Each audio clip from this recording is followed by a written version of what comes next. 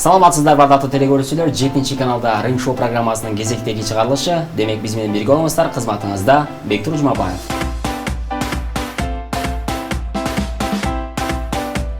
Өзүңүздөргө белгилүү, бул программанын алкагында белгилүү инсандар ортосунда мыкты таймашты ар дайым өткөрүп. Демек бүгүн дагы өзгөчө таймаш өткөрмөкчүбүз. Мен акырындап атаандаштарды чакырайын. Менин оң тарабымда Кызыл Бурчтан эстрада ырчысы, биз сыйлап урматтаган эжекебиз Кыздархан Келдибекова.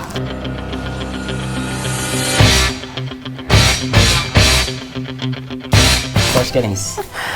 Hoş geldin. Эжекебизге атаандаш болуучу инсан.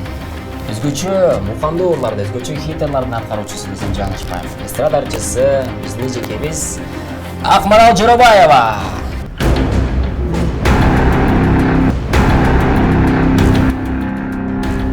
Hoş geldiniz. Мынакей биздин атаандаштар өзгөчө мана менен келип олтурат. Биз менен бирге болуңуздар. Баштадык анда. Урматтуу атаандаштар, алгач бири-бириңиздерге психикалык жактан атака жасашыңыздар керек болот. Кыздархан эжеке, сизден баштайбыз.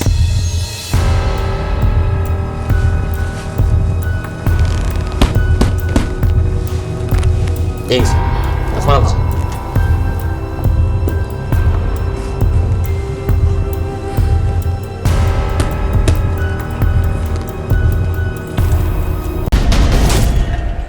Ринг Шоу программасынын кезектеги чыгарылышы, биздин атаандаштар даяр. Демек, акырындап баштайбыз. Урматтуу атаандаштар, мен азыр сиздерге 10 суроо берем. Ошол суроолорго бат-баттан жооп беришиңиздер керек болот. Кыздархан эжеке, сизден баштайбыз. Акмарал эжеден баштабайлы чоңдон. Болот. Эжеке, сизден баштайбыз анда. Паспорттагы толук аты жөнүңүз? Жоробаева Акмарал Сүйүнбаевна. Туулган жериңиз? Кара Суу району, Акташ айылы. Сиз жактырган тамак? Аш. Сизге жаккан адамдардагы сапат? Жөнөкөлүк. Экинчи ирет жашоого мүмкүнчүлүк берилсе, анда эмнеден баштамак элеңиз? Эми байкы эле ушу чыгармачылыктан баштайт элем. Ооба. Эң биринчи сахнага чыккан күнүңүз? Эң биринчи сахнага чыккан күнүм ошол айылдагы өзүбүздүн клубтан эле башталган, окуучулук мезгилде. Ооба. Эң биринчи сизге жаккан автоунаа? Биздин мага жаккан автоунаам ошо өзүбүздүн биринчи машинабыз, мындан 5-6 жыл мурун. Нубира. Нубира. Сизге жаккан кино тасмалар? Мага байкы кимдин?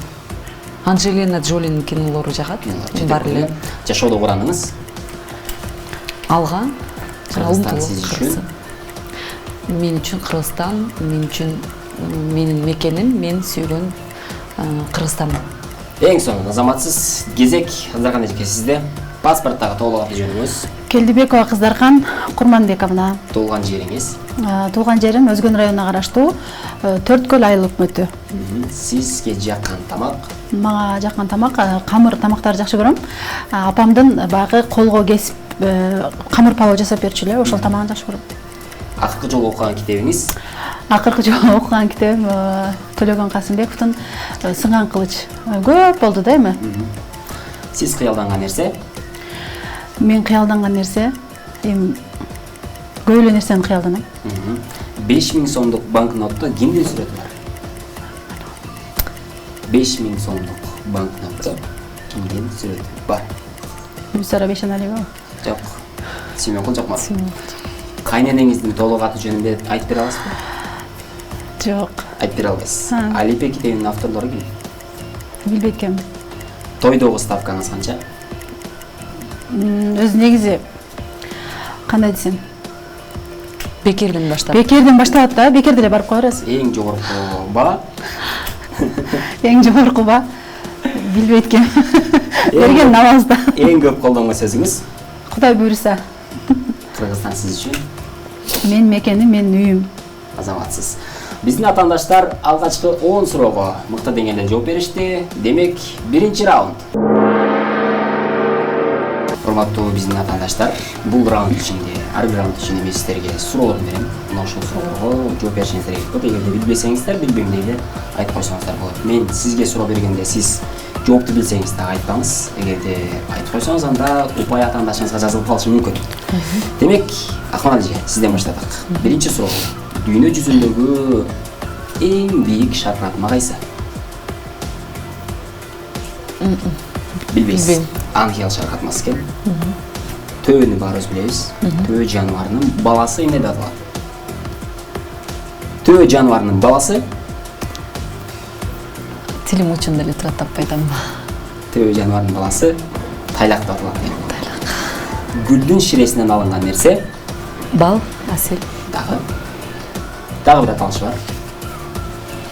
Гүлдүн ширесинен алынган нерсе. Асел. Жакындаштыңыз, бирок туура эмес болуп калды. Нектар деп аталат экен. Нектар. Гүлдүн ширесинен алынган нерсе. Демек, сизге берилген 3 суроого тилекке каршы жооп бере албадыңыз. Кыздар эжеке, сизде кезек.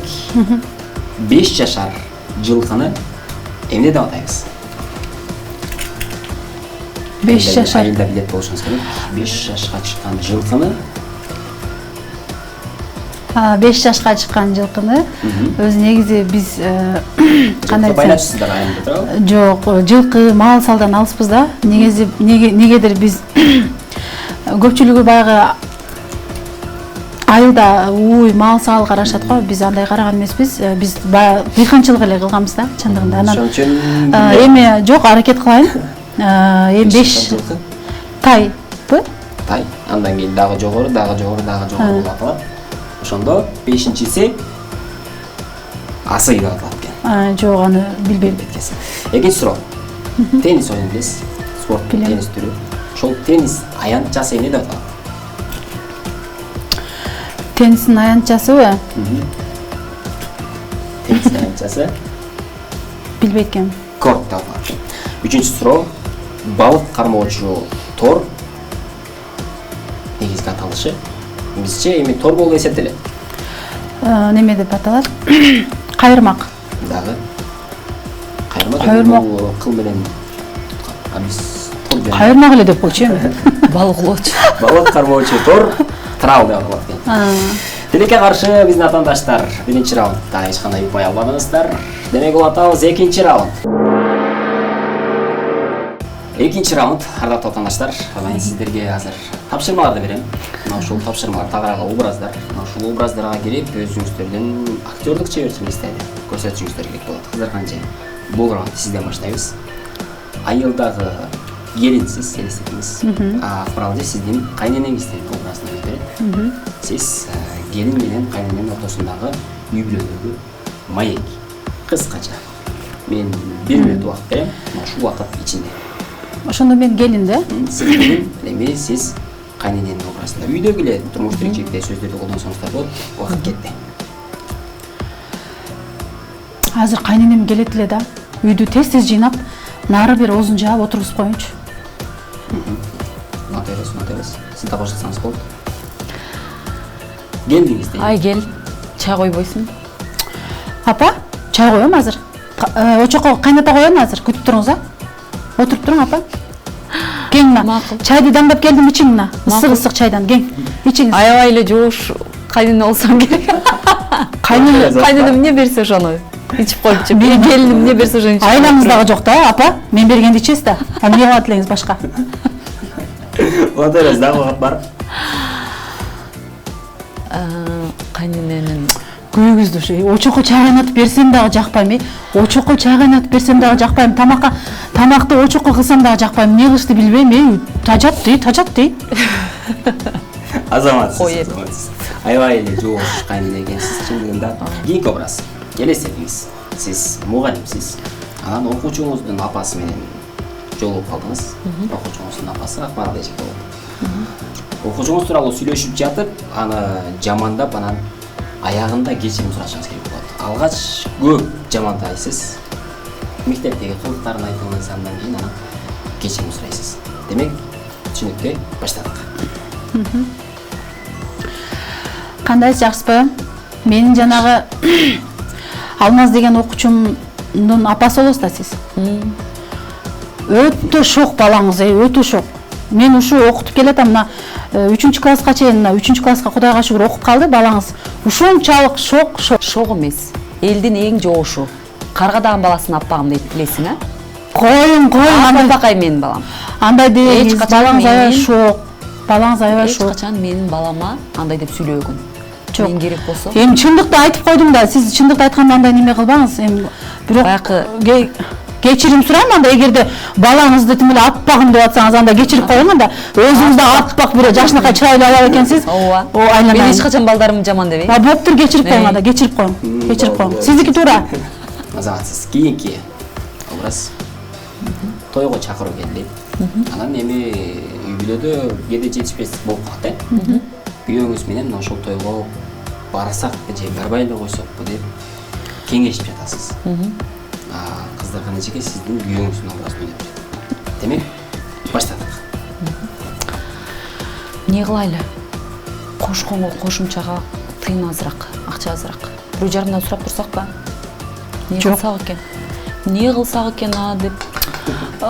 Теги чекте күн кечкирип кетти, ошо саат 6-7 болду. Не кылайлы? Ой, кыймылдасаңыз? Не кылайлы? Билбейм, барып кел да, сен өзүң барып кел да, мен не илештиресиң, барып кел өзүң тойго. Барып жүрөсүң, күнү эле тойдо жүрөсүң. Барып кел сразу эле, ошо мен сүйлөп не кыласың. Жөн бар, акча бар. Мен барбайм, сен өзүңүн таанышың, өзүңүн досуң, өзүң барышың керек. Барып келчем, бар бир жаржар айтып койчу, суранам алтыным. Жаржар айтып ырдап койсоң кутуламын. Кутуласың, кошмой ошо бизденчи. Чынын айтсамчы, өзүң бар. Анда кимди айтсам экен, өзү сен баргың келбесе, анда Венера Назаралиеваны айтат окшойбу, Ошо барып келсин анда. Ооба, ошону айтып. Ошондой кылайлы. Азаматсыз ошондой кылабыз. Кийинки образ. Айылдагы ушак жеңесиз. Жеңесин. Анан бир күнү эле сизге кошун айылдан кудалашып келатат экен. Эстедиңиз. Анан сиз даярданып баштадыңыз. Үйдө даярданып баштасаңыз, анан сиздин айылда сизден өткөн бир ушакчы жеңебиз бар эле. Ошол жеңебиз үйүңүзгө келип калды, анан кийин сиз эмнеге даярданып жатканыңызды айтпашыңыз керек. Куда тосуп жатам деп айтпашыңыз керек болот. Башка шылтоолорду айтышыңыз керек болот. Демек, эки ушакчы жеңенин маеги кеттик. Келиңиз. Кандайсың? Жакшысың, жүрөсүң, отурасың, ден соолук, бала чака үйдөгүлөрүң. Тынч, рахмат. Мен азыр кичине шашып аттым эле да. Каяка шашасың, отурчу бияка. Жөн эле келдиңизби? Ой, бир ысык чай жок, сүйлөшүп жанагы немелерден бербейлүү. Темалардан берип, сүйлөшүп, нары бери ушак кылып дегендей. Макул. Не, укмуш даярданасың го? Бир жака барасың же эмне? Жок. Баары жакшы эле. Кичине азыр бир аз. Отурайлы, шашылба отурабыз, чай ичип, эмне кыласың? Ана кошунан келинден сүйлөшөлү жанагы темадан. Азыр, чай коюп коюн, Чай коюп. Чай ичип, ысык. Дайым шашып жүрөсүң, дайым шашасың, абысың. Кетире албай, наракка беракка тыбырчылап атат экен да, кантип чыгарып жүрсөм экен депчи. Чайыңан ичели отурайлы. Ооба, кетким келбейт, сен үйгө келсем эле кетким келбейт.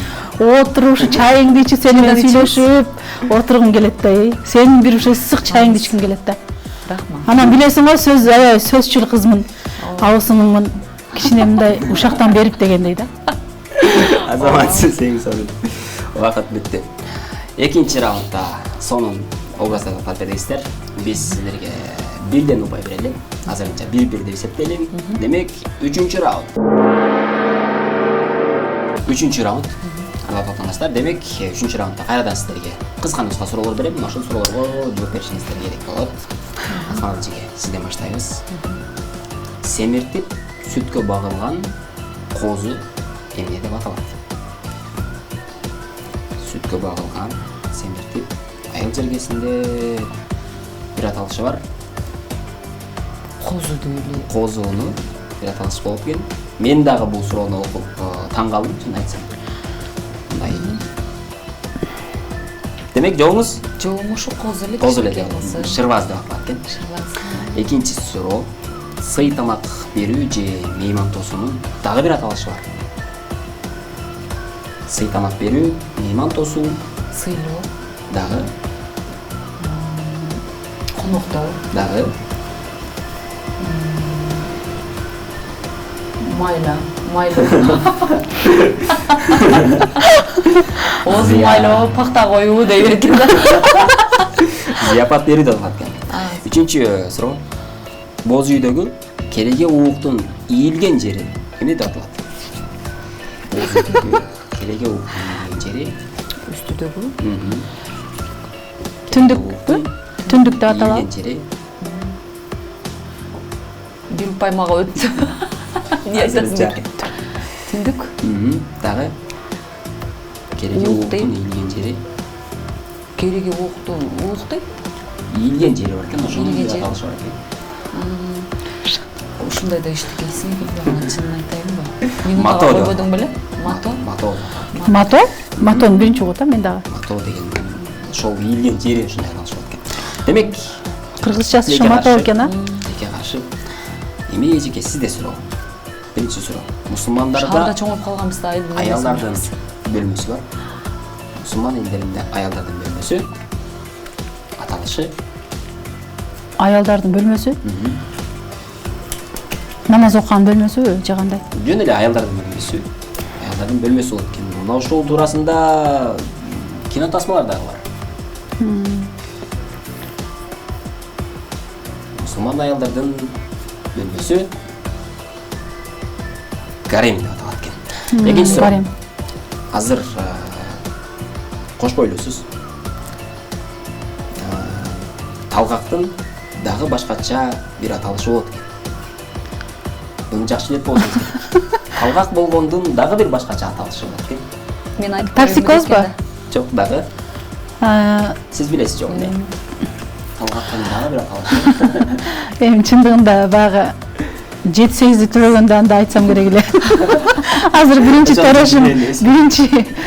төрөшүм үчүн билбейм, анткени эми биринчи жолу болуп атат. Анан Акмарал эже жооп берсе кандай болот? Билем деп атат го. Жооп берсеңиз, анда упай Акмарал эжеге жазылат. Токсикоз, анан дагы эмне дейт экен? Талгак, Талгактын дагы бир башкача аталышы. Эгер макул болсоңуз, Акмарал эже жооп берсин, Акмарал эже упай алып берет. Жерик деп аталат экен. Үчүнчү суроо. сен эл билбеген талгактардын түрлөрүн билет экенсиң. Үчүнчү суроо. Эми буйруса, насип болсо жараткан ошол күнгө жеткирсин. Уулуу болосузбу, кыздуу болосузбу? Сосканын кыргызча аталышы? Сосканын кыргызча аталышы айтып берейинби деп эле. бул эме Сосканын кыргызча аталышы бар. Сиз билесиз, буйруса колдоносуз. Упчу деп аталат экен. упчу. Уккан болушуңуз керек болгон чейин. Упчу. Тилекке каршы азырынча бир бойдон упайларыбыз 4-чү раунд. 4-чү раунд, урматтуу тыңдаштар. Эми мен сиздерге 1 мүнөт убакыт берем. Мына ошол мүнөт ичинде башыңыздан өткөн бир кызыктуу окуяны айтып беришиңиз керек болот. Сиз мына ошол окуяны айтып аткан учурда мен кайсы бир сөздөрдү кошом. Ошол сөздү сиздин өзүңүздүн окуяңызга кошуп айтасыз. Мисалы үчүн сиз кечээ тойго бардыңыз дейли, концертте айтор. Кайсы жерде болгон окуя болсо да болот. Мен азыр 1 мүнөт убакыт ичинде сиздерге кыздарга нечке, сизден баштайбыз. Убакыт кетти. Мен алгачкы жолу сахнага чыккандагы кызыктуу окуяны айтып берейин. Сахнага чыкканда ошол баягы ырдап жатканда бутума бийик каблук кийип алып, анан ошо бутум кирип кеткен да. Машина. Анан кирип кетип эле ошол жерде өзүм баягы ырдап аткам, анан машинаны көрүп калып, баягы эсиме алып эле багында аңкап эле калгам да, машина сонун экен. Анан ошо ал жактан чыгып, ошо боз үйгө келдим. Боз үйгө келип, ошол жерде колума туфлимди кармап алып, ошо боз үйгө келдим. Шыпыргы. Анан боз үйдүн ичин бир тазалап коеюн деп шыпырып чыктым. Шыпырып анан Аялдама. шыпырып чыгып эле шыпыргын ыргыттым дагы, аялдамага келип туруп калдым. Шашлык. Ушул маршруткага чыгып барып эле ушу шашлык жесем экен, шашлыктан бир 8ди жесем экен депчи. Акмарал же. Акмарал же ошол жерде жолугуп калып эле мага дагы шашлык алып берчи дейт. Өзүм зорго жүрсөм. Болуптур деп алып бердим. Анан шашлыкты жеп алып эле анан ошол жерде эле Акмарал же экөөбүз айнек жууп баштадык да. Компьютер. Анан компьютерди эптеп жандырдык. Бир афиша чыгарышыбыз керек эле. Жандырып анан зорго баягы включать эттик дагы. Тиш доктор. Өчүрө албайбыз десең. Анан ошол кезде сразу эле тишим ооруп чыкты. Тишим ооруп чыгып эле анан кийин ошо зубнойго жөнөдүм. Зубнойго барсам тааныш бир эже экен. Тишим баарын тазалап салды, жаштап. Мирбек Атабеков. Анан ошол жерге Мирбек Атабеков келип калды. Анан экөөбүзгө сүрөткө түшүп алайлычы деп Мирбек Атабеков менен мына сүрөткө түшкөн. Эң сонун азаматсыз. Убакыт бүттү. Акмал эжеке, ушундай эле окуя сизге да түшүнүктүү болду. Баштадык анда. Мен дагы ошол сахнадагы баягы болгон окуядан баштайбыз. Биз баягы ошо чөйрөдө жүргөндөн кийин мен ошол алгачкы конкурста жеңүүчү болгондогу эсимден кетпейт. Кара Суу районунда Талант Таңшыйт деген жылда фестиваль болчу, 31 августта ошол фестивалда ошол ырдап анан ошол немеден мест алып калдым, биринчи орундукту. Ташбака. Ооба. Биринчи орундукту алып калып, анан кийин ушундай сахнага чыгып баратсам алдыман ташбака чыга калып, чалынып, жыгылып, мүдүрүлүп барып туруп анан Гүлшайыр Садыбакасованын жанына келип микрофон кармап туруп калсам болобу? Дары. Анан кийин мындай карасам жерде дары жатыптыр. Ал менин дарым болчу, өзүм грипп болуп ооруп аткан элем да. Көйнөк. Анан кийин көйнөгүмдү тебелеп жыгылганга көйнөгүмдүн чекеси чыртылып кеткен. Интернет. Анан ошондо мени тартып алгандар интернетке жайып жиберишиптир. Эшек. Анан кийин ошол эле элдердин арасында бир эшек да кошо жүргөн экен. Эл аябай ушунчалык көп болгондуктан анан кино болуп кетти бул жагычы. Эми анан үйгө карап жөнөдүк. Биринчи орундукту алып, телевизорду көтөрүп алып, анан кийин бир киши анан кийин келе кой карындашым телевизорун көтөрүшүп алайынчы деп телевизорду көтөрүшүп анан мен менен жаңгак чагып экөөбүз анан автобуска чыгып жаңгак жеп үйгө келе бердик анан. Анан мен күн айланат автобуска чыккандачы анан кийин курт жеп келип сумкаман алып курт жеп баштадым анан бир мезгилде эле. Анан жана киши жаңгак жеп атып эле али киши чөнтөгүнөн сигаретин алып эле тамекисин чеге баштады анан. Араба. Анан түшүп эле автобустан үйгө жетип калыппыз. Анан кийин апам арабаны даяр кылып турган экен, телевизорду жүктөп, анан кийин үйгө алып кирип кеткенбиз. Эң сонун. Сиздин окуяңыз негизи кызыктуураак болду десеңиз. Азаматсыздар, эми бири-бириңиздерге кыскача суроо беришиңиз керек болот. Эгерде атаандашыңыз сурооңузга жооп бере албай калса, ушул жерден каалаган шарттар караганга мүмкүнчүлүгүңүз бар. Демек, кыздарга эжеке, сурооңузду берсеңиз болот. Сиз ушул жолдошуңуз менен алгачкы жолу кайсыл жерде таанышып, анан кандай баягы экөөңүздөрдүн сүйүүңүздөр баягы көз карашыңыздар бири-бириңиздерге төп келип, жалт-жулт деп жанып, качан ошол кайсыл күнү таанышып калгансыздар, кайсыл жерде анан канча сүйлөшүп жүрүп анан баш кошконсуздар? Ошону берейин ошол суроону. Мен өзү оштогу гарнизондук офицерлер үйүндө 2001 жылдан бери иштейм. Ошол жерде иштеп жүргөндө 2003 жылы мен жолдошум ошол жерге оператор болуп жумушка келип калды. Анан күз мезгилинде тойлорго чыгабыз. Ал жерде биздин шеф начальнигибиз анча-мынча той кечелерге жөнөтөт бизди. Анан ошондо мен солистка кылып, мен жолдошум оператор болуп барат. Анан ошондо экөөбүздүн бири-бирибизге көздөрүбүз чагылышып кеткен да. Анан эми мен маани деле берген эмесмин чындыгында. Көрсө жолдошум мени аябай күтөт экен да.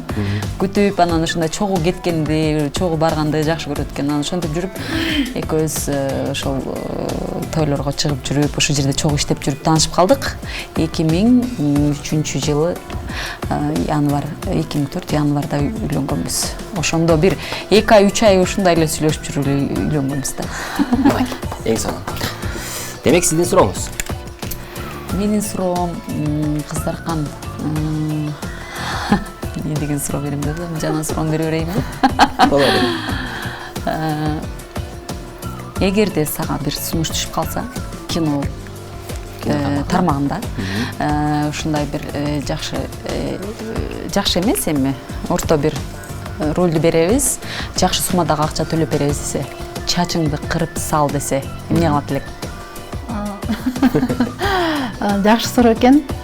Чачымды Аябай көп суммадагы акча. Аябай көп суммадагы акча болсо, акча десең, чындыгында чачымды кыргым келбейт. Негизи өзүм деле баягы чачымды кырып койсом эркек эле болуп калам да, ошондуктан. Элдин жүрөгүн түшүрүп албайм. Анан өз негизи мен чачымды өзүм мурда кырып түшкөн сүрөттөрүм бар да. Эркек эле болуп калган экенмин да, эркек да, мындайча айтканда. Азыр мен эгерде чачымды кырып койсом, анда киши болуп калсам керек. Азаматсың. Өзү кыз кишинин баягы келбети, сулуу, чачтары. Канча акча сунуштаса дагы макул болмок эмес. Жок, коеюн, уят го. Эң сонун. 4-чү раундтун кийинки тапшырмасы. Бизге мүмкүн болсо комузду берип коесуздар. Биздин ырчы эжекелерибизге комуздун жардамы менен өзгөчө сонун чыгармаларды аткарышыңыздар керек болот.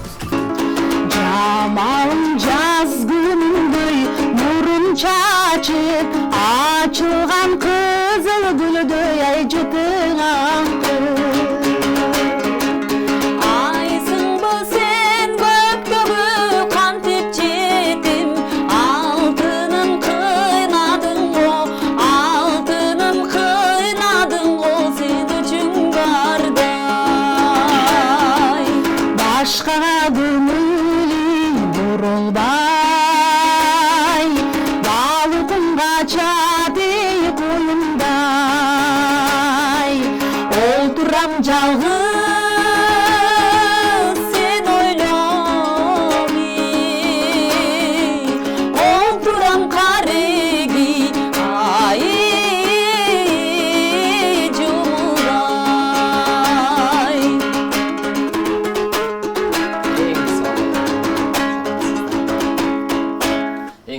Үнүңүздөргө береке бар болуңуздар.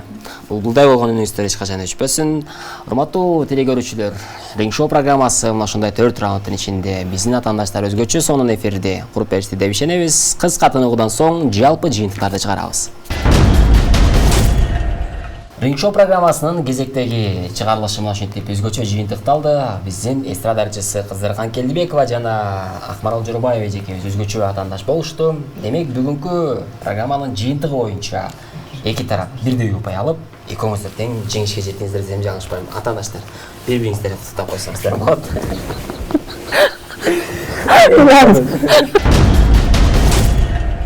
Өнөктөштөрүбүз болгон өзгөчө барбол таттууларынан биздин конокторубузга адал таттуу ар дайым жаңы гана кондитердик фирма Барболдун атынан рахмат сизге дагы эжекем. Барбол таттуулар жана ошондой эле Ош шаарындагы Тиара суулук салонунда эжекелерибизге акысыз сертификат барып ал жактан чоң рахмат өзүңүздөр үчүн кам көрсөңүздөр болот, сулууңуздар. Жана ошондой эле Ош шаарындагы 175 номерлуу Карс такси кызматына 2 жолу акысыз жүрүүгө сертификат. Эми чоң рахмат. Чоң рахмат. Аягында жалпы биздин журчулугубузга элеске жакшы сөзүңүздөр эркин микрофон болсун. Албетте 7 канал жалпы жамаатына чоң рахмат. Ушундай сонун жакшынакай оюн зоокторду уюштуруп жүрө бергиле. Баарыңыздарга чоң рахмат. Кыргыз элимде ар дайым жакшылыктар болсун. Аман болуңуздар, тынч болуңуздар. Чоң рахмат. Мен дагы ушул 7 каналдын жалпы жамаатына, анан Бектур сага чыгармачылык ийгилик, сиздер менен ушул биздин чыгармачылык чөйрөдүн ортолугунда тыгыз байланышта иштешип жүрө берели. Ишиңиздерге албан ийгиликтерди каалайм. Жалпы эле ушул спонсорлорго дагы ийгиликтерди каалайм. Мен ушул Барболдун таттууларын дайыма балдарыбыз менен, үй-бүлөбүз менен биз жакшы көрүп алып жейбиз. Ошон үчүн Барболго дагы ийгиликтерди каалайм. Эң сонун. Урматтуу телекөрүүчүлөр, Ринг Шоу программасынын кезектеги чыгарылышын ушинтип биз жыйынтыктадык. Барыңыздарга жагымдуу маанай болсун. 7 каналдан эч кайда алыстабаңыздар. Биз менен бирге болуңуздар. Кызматыңызда Бектур Жумабаев болдум. Жолугабыз достор.